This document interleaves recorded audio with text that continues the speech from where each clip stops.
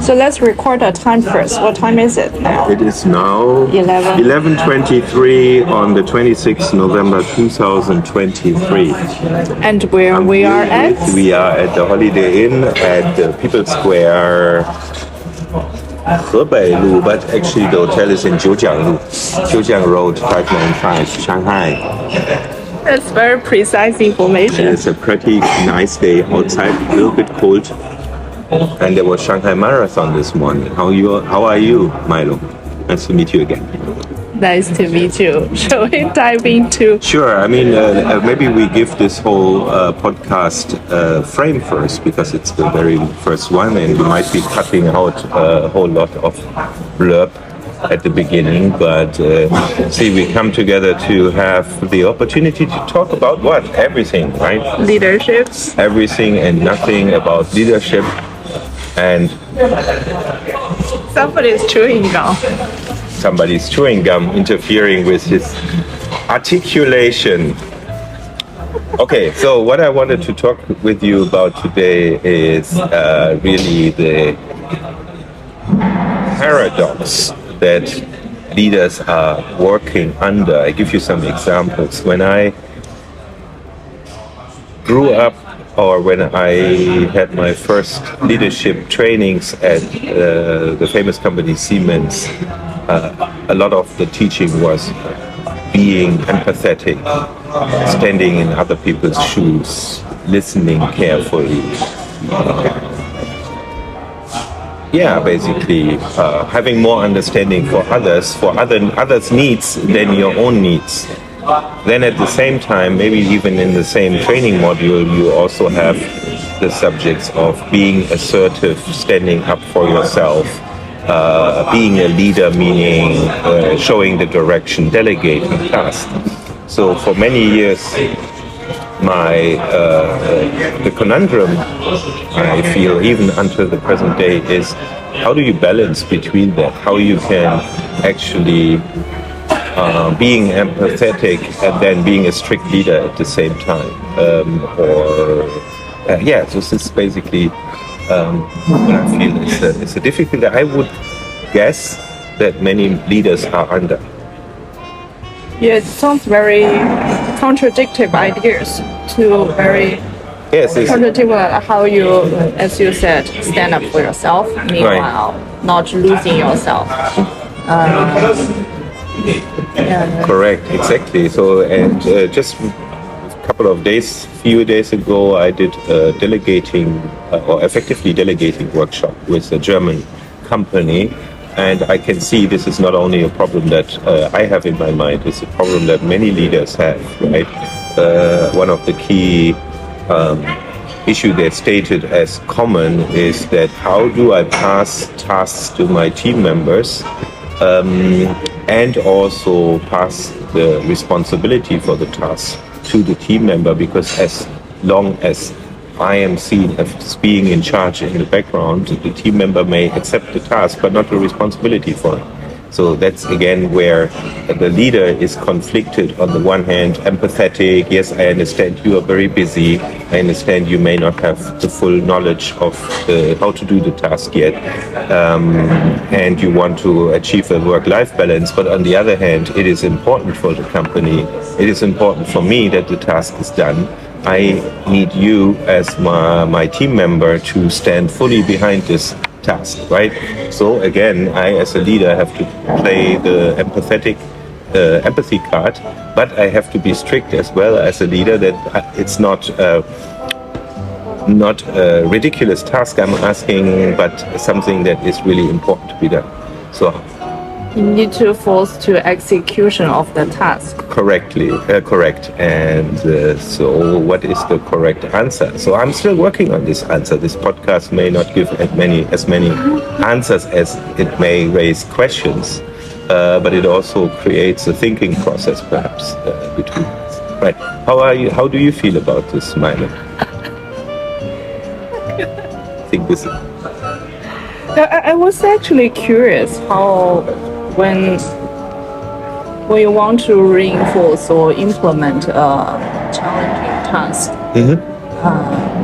to your staff, right, But in an empathetic way. Mm-hmm. Yeah, how are you going to tackle this challenge?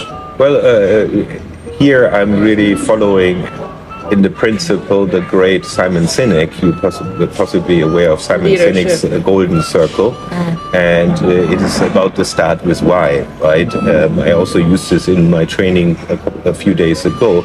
It's really about why is this task important to the company? Why is this task important to me as a leader? Why is it perhaps important to the team? And then why is it important to the employee? Now you might argue, is it in this order? Is the order interchangeable? I would actually say it's possibly interchangeable, but for me personally, I found, for example, the knee-jerk reaction of many leaders would be also in that training is we make the why very much focus on the employee, which is actually the empathetic way, right? So you are looking for promotion, or you want to advance your skill in a certain way, or you want to have a salary raise for that matter. So that is a why that may be motivating the employee, right? But first of all, you cannot offer raises all the time. Yeah, no. You cannot offer promotion opportunities every year 3 months, something like that, right? No, you can't. Even not every year, right? You are right. So it is a bit of a moot point and it may also feel cheap. Look at yourself. If your boss comes to you and says, Milo, for the better of yourself, I want you to do this and this. We call it the moral kidnapping. Yeah. Oh, okay. All right. Yes. Yeah, it's like for your own sake. It kind of remind me of, for instance, my parents. They say it's for your own sake. Yes. You should better do A, B, C. And what's your reaction then? Always feel very conflictory or confronting with as a grown-up you would probably say, how do you know about my own sake? My own sake is in my own mind, so don't get me on with that. No, that makes a lot of sense. So I rather think it's more from and I even think it's possibly from a leader's perspective, why I would like you to do that, even though it may sound from the theory, I don't know, is it selfish? Is it self-centered? But it makes it very personal, right? It makes it very personal, the connection between the leader and the employee. I need your help. It's almost calling out for the others' humanity, so to speak, right? Would that also be depend on the people that you are communicating with?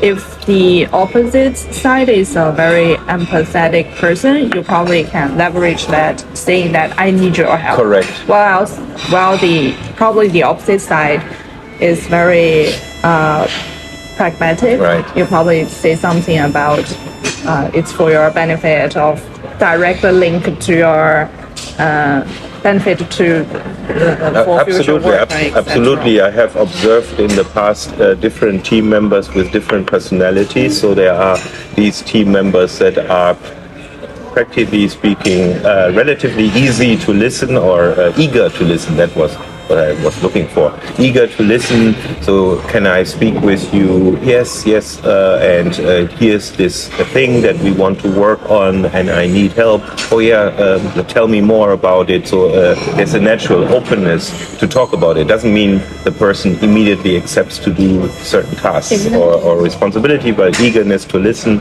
reflect, and then discuss. And then there is this other type of employee who is usually always on the fence, on the guard, self-guarding. Is like, well, I'm already quite busy, and what is it about? And I need to know more details, so more defensive or guarding.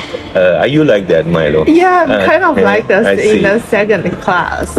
But that is from a more realistic way, because I do have a lot of things on my plate, and I want to do things right rather than rush the thing and try to get a good impression from my boss. But I want to do the right thing. If I get the task from my boss, from a senior management, I see a whole process of how to do it the correct way, Right. not the shortcut or easier way. But this is where the difficulty, and we come back to because I'm constantly trying to find how to make a circle back to the original outline of this podcast, coming back to the conundrum between empathetic and a strict leader, because for me personally,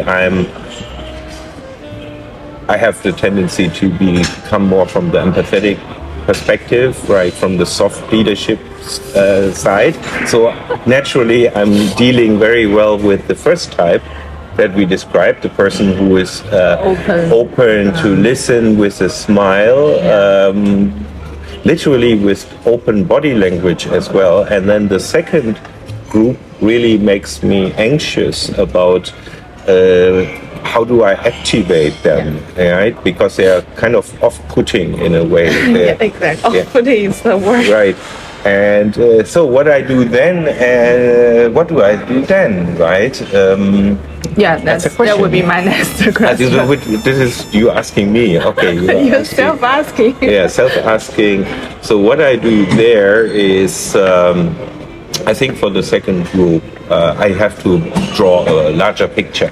So the first group, if I say, I would like you to do it, they would eagerly listen, and then the arguments will be soft and we can debate about the possibilities about it. The second group probably needs a larger picture. Why is this important? For example, if the company is too large as a context, why is this important for the team? Why is this person the right person to do it? I think one of the key issues of the second group is I'm not sure I am the right person for this. I am very busy. How does it fit together with my usual day-by-day task, right? And so you have to give a larger frame. And this is exactly the conundrum, because it means you as a leader may need to have the emotional self-control to cut through that, right? Make the task digestible for the person. Digestible. Yeah. What if this person said that in a more open way and saying that, well, I can accept doing this task, but meanwhile I need support 1, 2, 3. Okay. Resource or human resource or some sort of like material resource that's exactly. Things like that. Right. And what would you react? Well,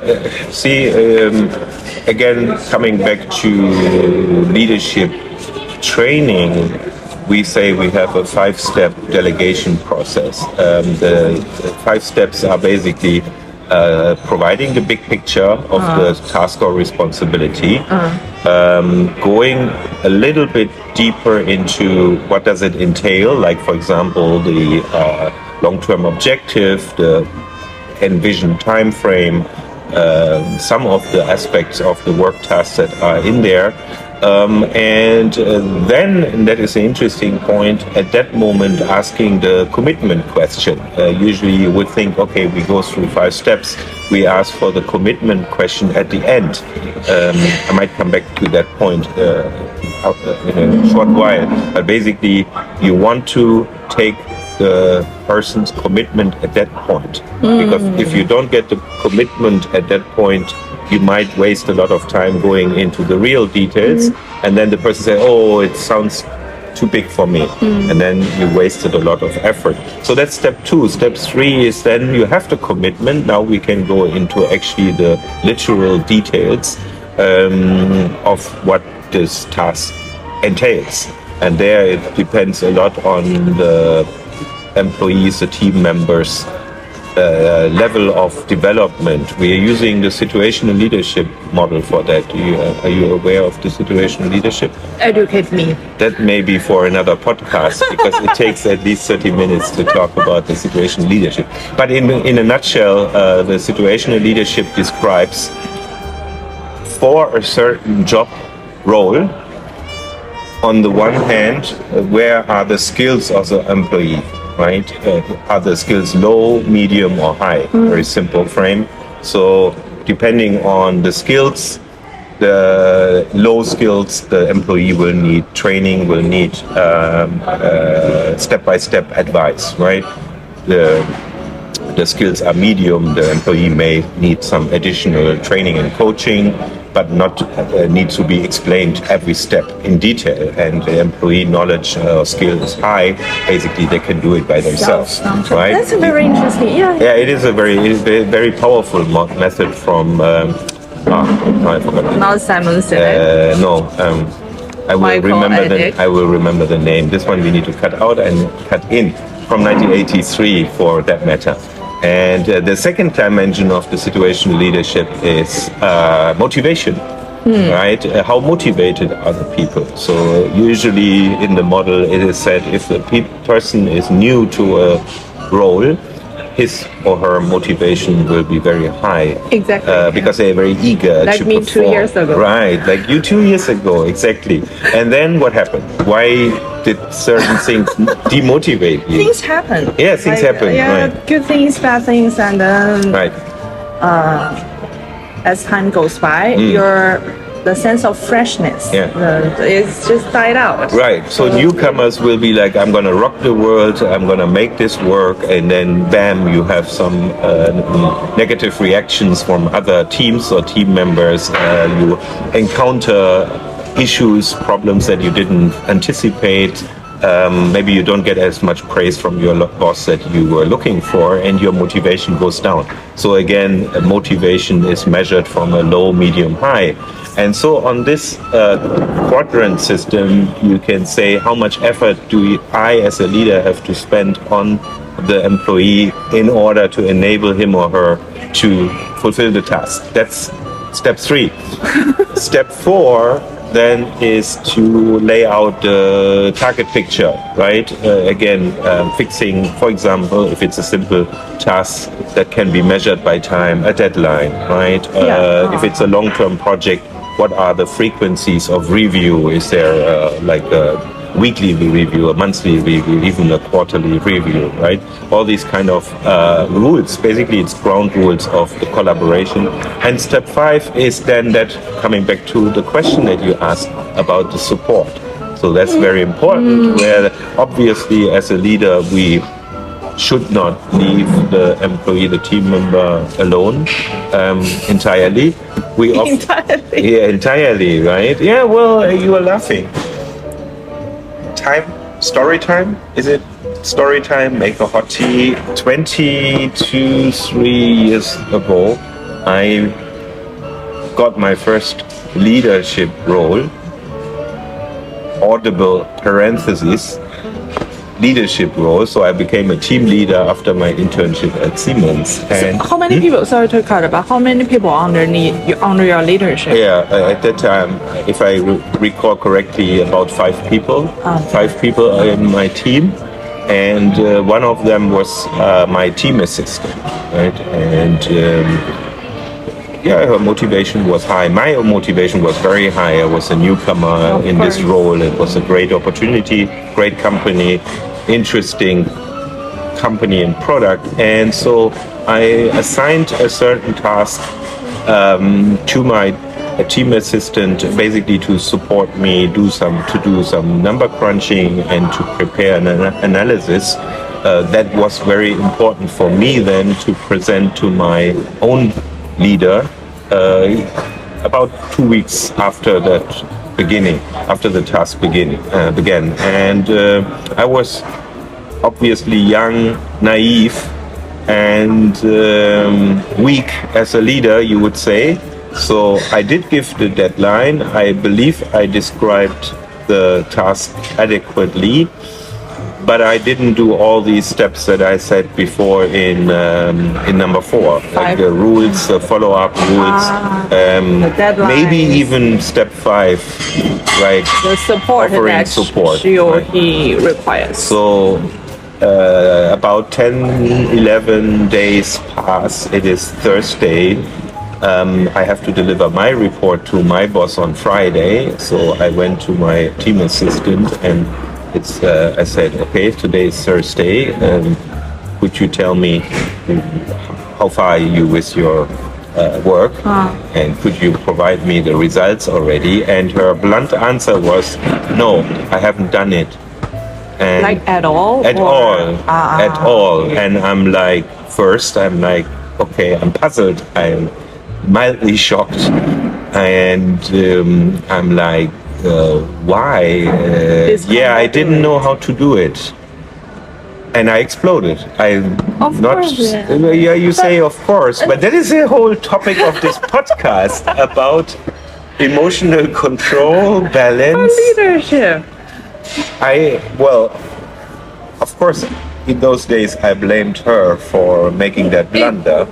Probably have to like check in the middle or. Yeah, if you read the book of Jocko Willink, Extreme Ownership, you know it's always the leader's fault.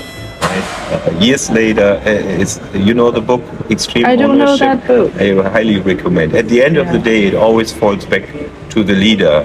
And I have now created the habit. I have to be again careful that I don't overuse it, because anything you overuse verbally in your sales pitches or in your leadership, verbalization with your team, everything you overuse diminishes in power.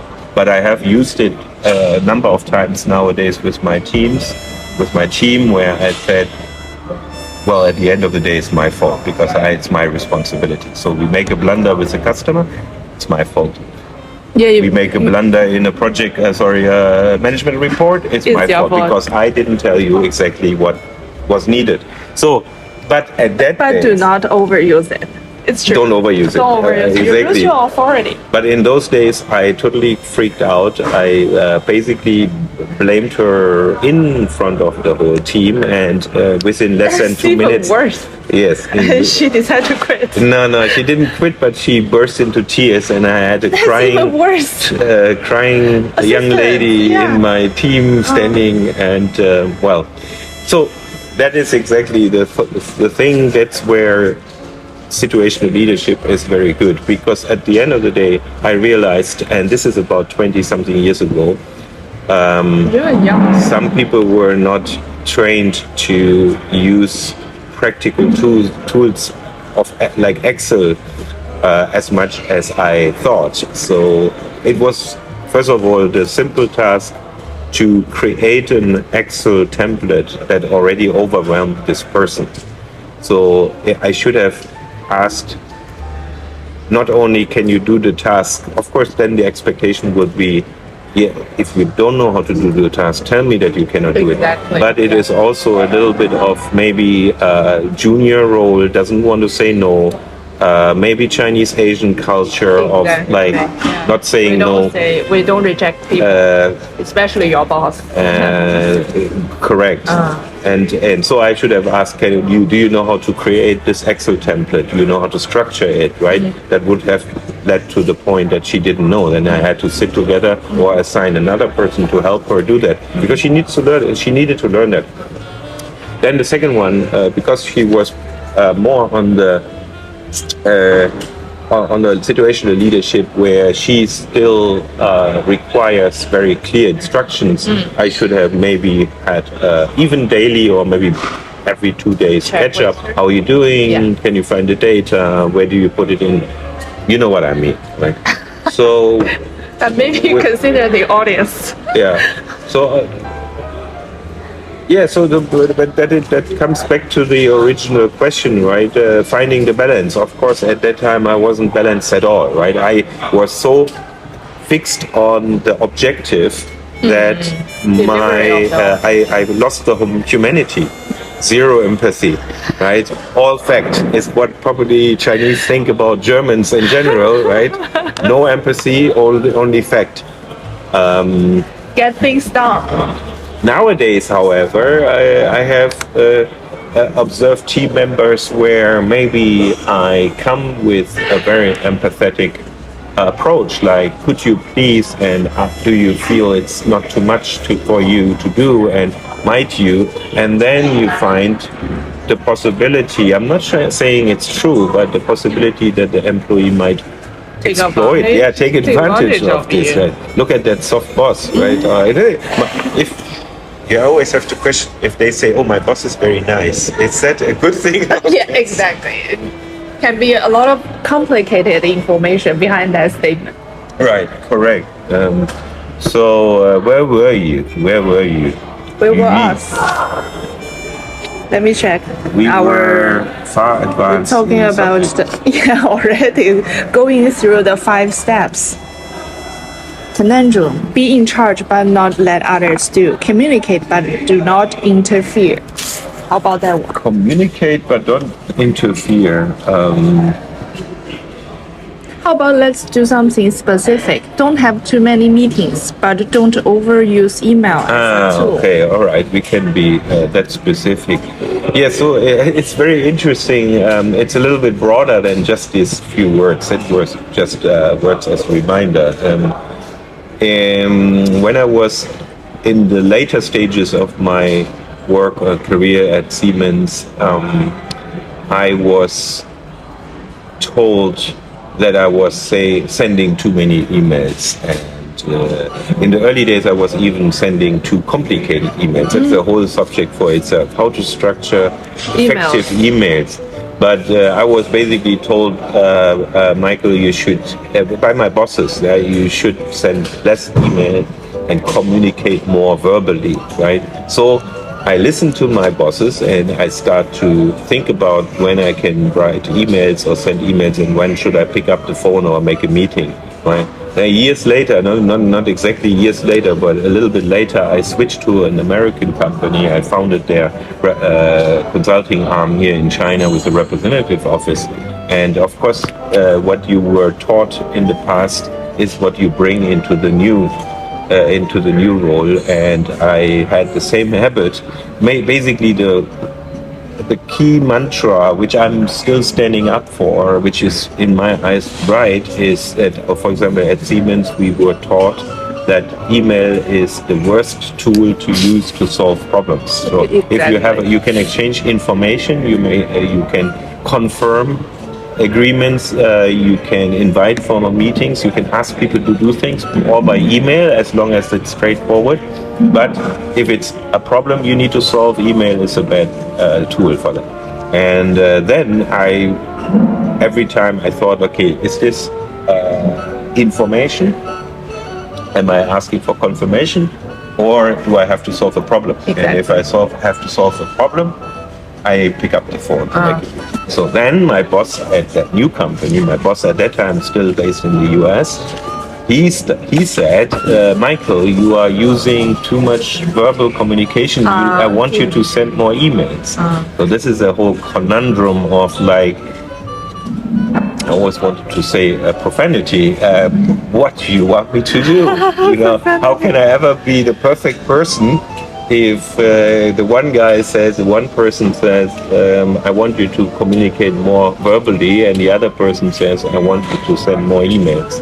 To that point, I still think it comes down to what type of boss you're working with. Like, you know what he or she is expecting through verbal communication or more through email. Like somebody is a reader, somebody is a listener, some people acquire information and digest information more efficiently through a hearing, and someone just prefers to read.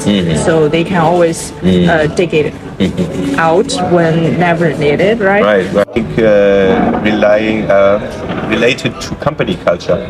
Correct. Also, one is the Siemens, which is a German-based company, efficiency or get things down, solve problem solving. Another one is American. American is more like those brainstorming. Let's exchange ideas. Yeah, that is actually, you might have a point. And then the other thing is that if the culture has a relatively high error tolerance. And no blame culture, you can actually bring up problems by email, because if that is really permeated through the organization, nobody feels offended. Exactly. The problem is, if you are in a blame culture, or in a culture where people are afraid of speaking up, a contentious email could be explosive, right? It could be misinterpreted. Oh my God, now we have a new podcast, the 4 pages of a message, but we talk about that later. But if it's totally open, so in another organization I worked, basically I learned, and it's very interesting, I got a bunch of emails from the CEO where I was sitting back and I said, that is very tough to take, because very direct, very to the point. If you want to be offended, you can be easily offended. And I learned, I'm still for a long time went through reflection with that person that was sending his emails, but realized it was really for the sake of clarity and efficiency.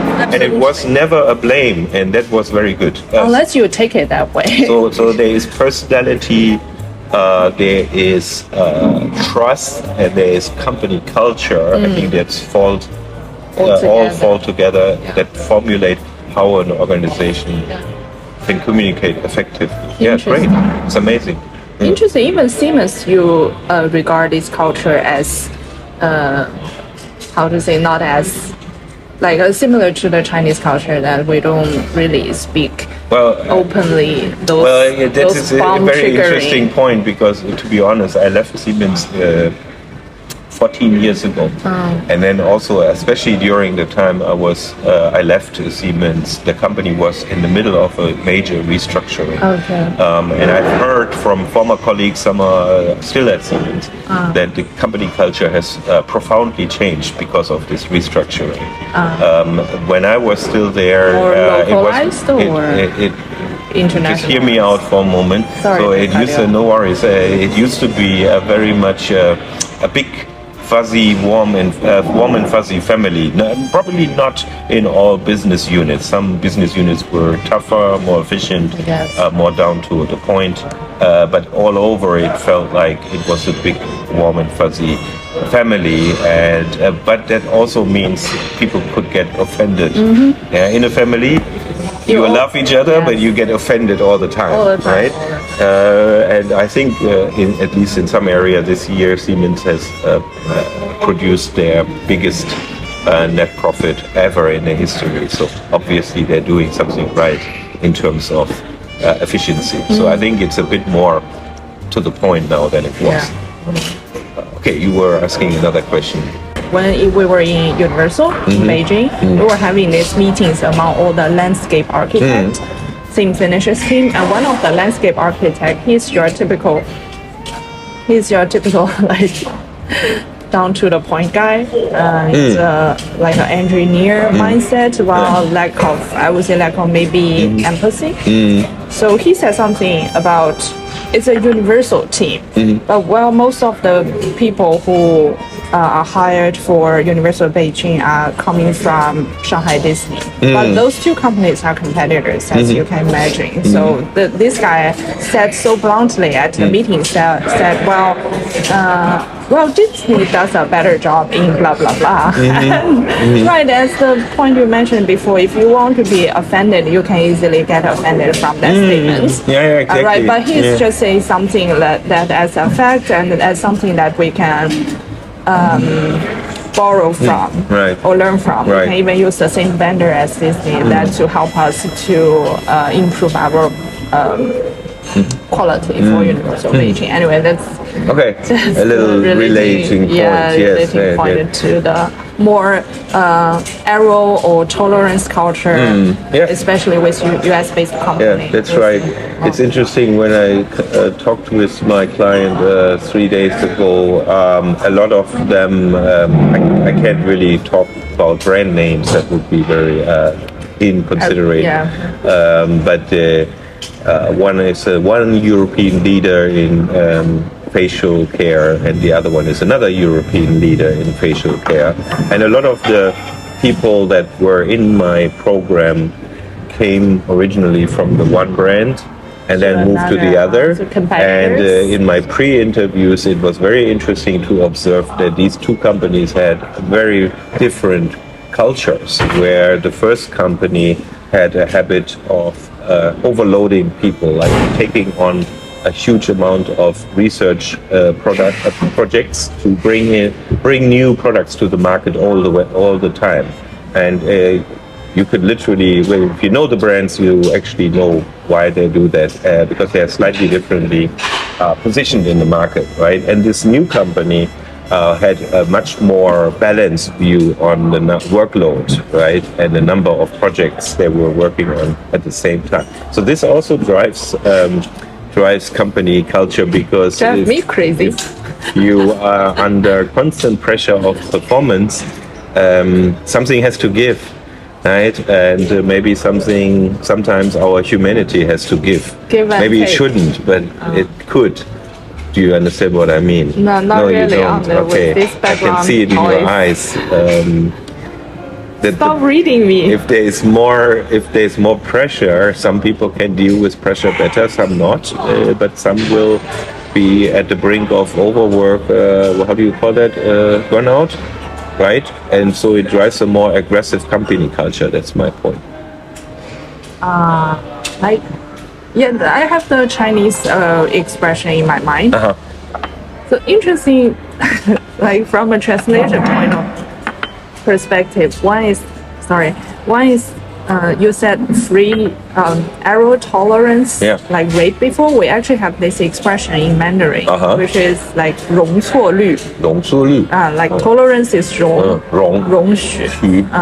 And 错 is error, so 容错 is the exact same translation as error tolerance. And either way, bringing this back to the original point is like meetings and emails. We derailed so much. No worries.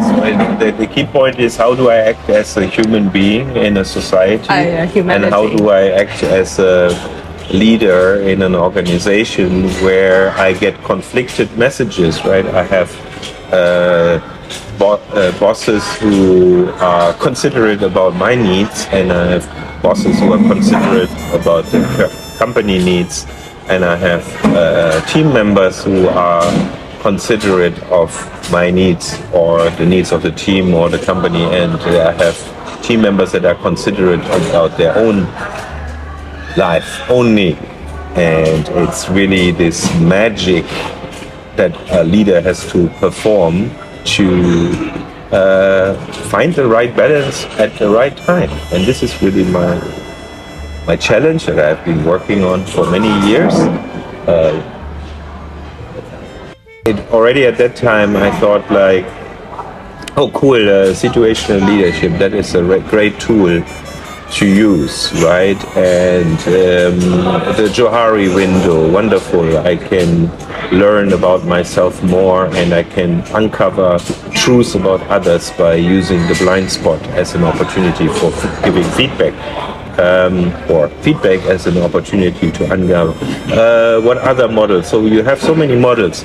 Then in the day-to-day work, at least on my part, I feel like I'm not really using these. I'm not like sitting there and I'm like, I have a problem with employee ABC. Let me use the situational leadership and analyze it. Or maybe should I do that? Oh, that's actually happened to, unless you're a very logical person, I think that happened from the way my mind works. It's very automatic, spontaneous, I would say. I would put people into like step by step how to handle people. It just happened. I never even think about it. So for a long time, and maybe it really depends also on how the brain functions, right? Because for the longest time, I thought I learned these models, I internalized the models. So when the situation arises, my brain will hopefully use the models automatically. Or you tick the boxes one by one. Yeah, that is exactly the two things, right? I mean, I was hoping it would happen naturally, and then I realized when I look at management mistakes I made, that's where I should have used those models. So I didn't.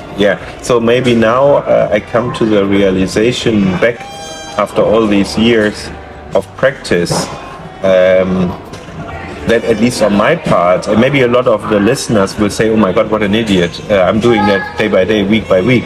Okay, but I come to the realization, no, I need to use these models more deliberately, right?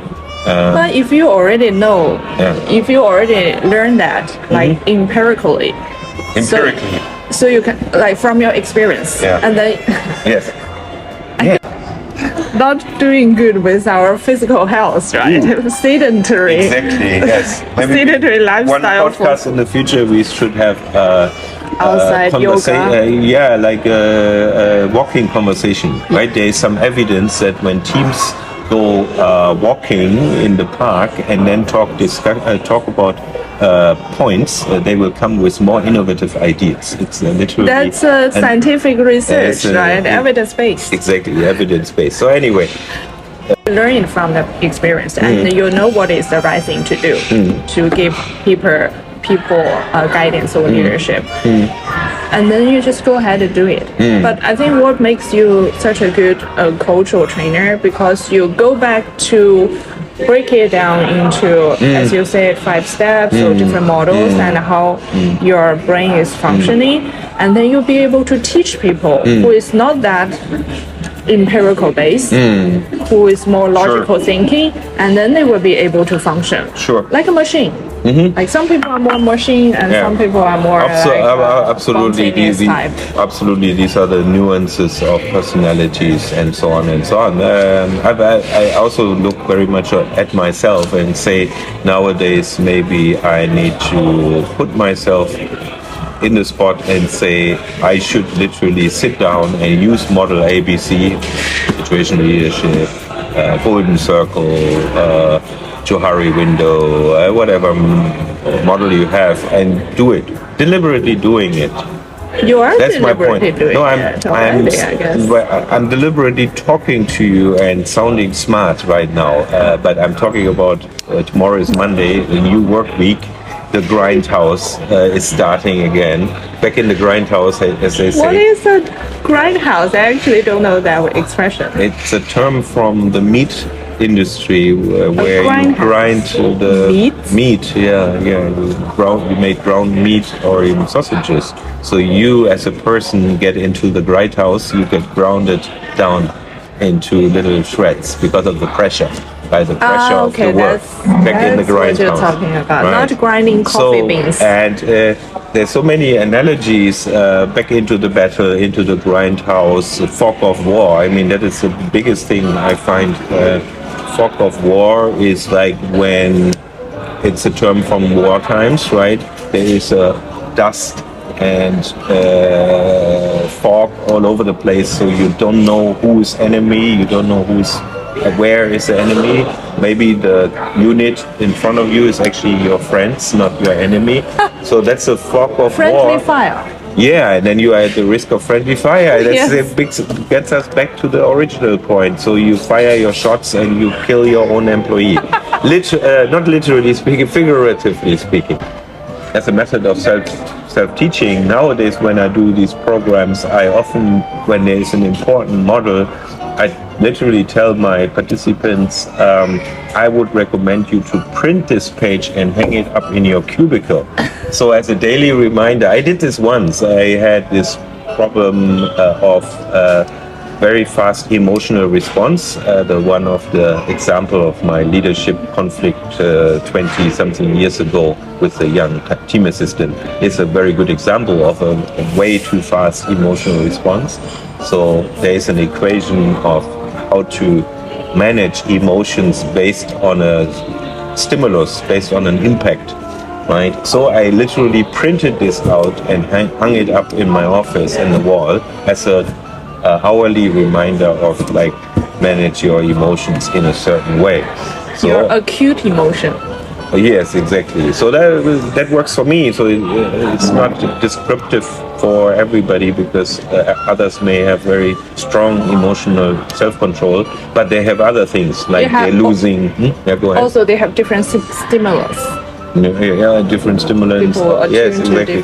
So whatever model, but what I really wanted to say is to round that topic up is really about using thinking patterns and models more deliberate. So if you are somebody who can do that naturally, I congratulate you. And this podcast may just be a reconfirmation that you do everything right. But if you are more like me, but if you're more like me, maybe you want to go back and say, there's a point. Maybe I should be more deliberate in using approaches, models, frameworks. But still, I think it comes back to it benefits your career as well. Benefit what you do, of course. Benefit what others, because people need to break it down to understand what is the... Start with why, the golden circle, right? At the end of the day, it comes back to why are you doing that? And actually, that is very, very much your own. Nobody can take that away, you're right? Ideally, your why will align with your team why and company why. There should be some overlaps there, ideally.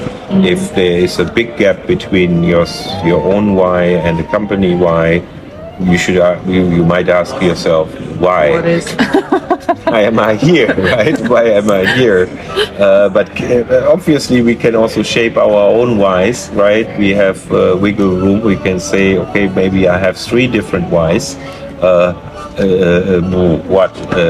Money, status, freedom, right? These are 3 whys. Freedom is my why. It's your why. I don't literally, like, this is a funny thing, I guess, when you are late 20s, you think you have figured out your life. And when you are late 30s, you are making your second step in your life. And when you're late 40, you think like, where am I and why? That's very personal. Cut that out. You might not be there. Others might be there. That's called midlife crisis, I guess. Fantastic. So, Milo, that was a wonderful first try with you. Actually, it's the second try, but the first one was under the influence. DUI. Podcast under influence. Correct. And yes. And see you next time. Bye-bye. Bye.